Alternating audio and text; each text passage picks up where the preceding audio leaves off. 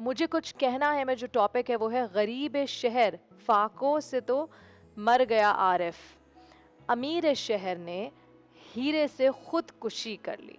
और ये जो शेर है वो बड़े ही मशहूर शायर आरिफ शफीक साहब का है, और ये शेर उनकी शोहरत की बुनियाद भी बना, उनकी शोहरत की वजह भी बना। और आम तौर ज़्यादातर जो वो शायरी करते थे वो गरीब लोगों के मसाइल पे करते थे, आवाम के मसाइल पे करते थे। तो देखते हैं कि आज हमारे साथ यहाँ जो यूथ है वो क्या सोचती है कि लेकिन इससे पहले कि मैं अपने मेहमानों को, अपने कंटेस्टेंट्स को यहाँ दावत दूँ, मैं तमाम देखने वालों को बताना चाहती हूँ मुझे कुछ कहना है। और अब मैं बुलाने जा रही हूँ सबसे पहले ज़ारा को।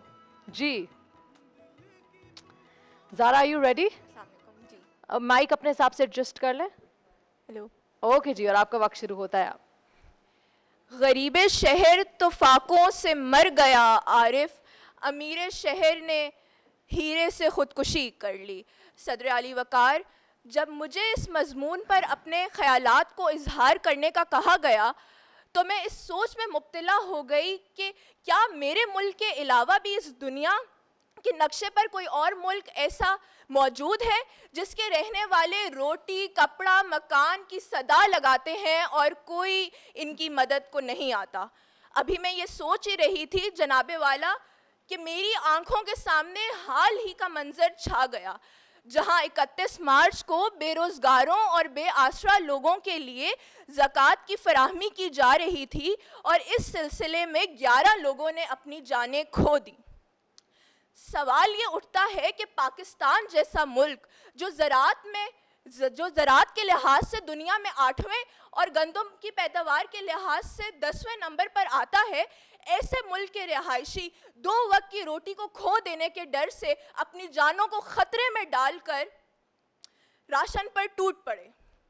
तो जनाबे वाला, मुझे पूछने दीजिए मेरे मुल्क के आला ओहदेदारान से जो आज भी हुक्मरानी के नशे में धुत कुर्सी की चाहत में एक दूसरे से चौंचे लड़ा रहे हैं। Go ahead, it's okay. अवाम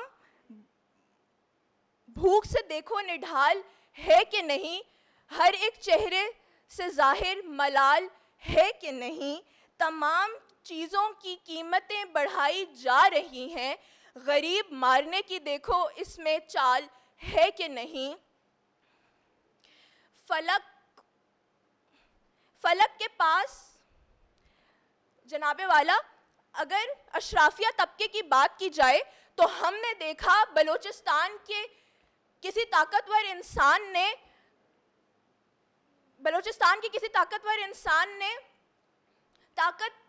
खुद को कानून से बालातर समझकर। आपका वक्त होता है ख़त्म। Not bad, it's okay.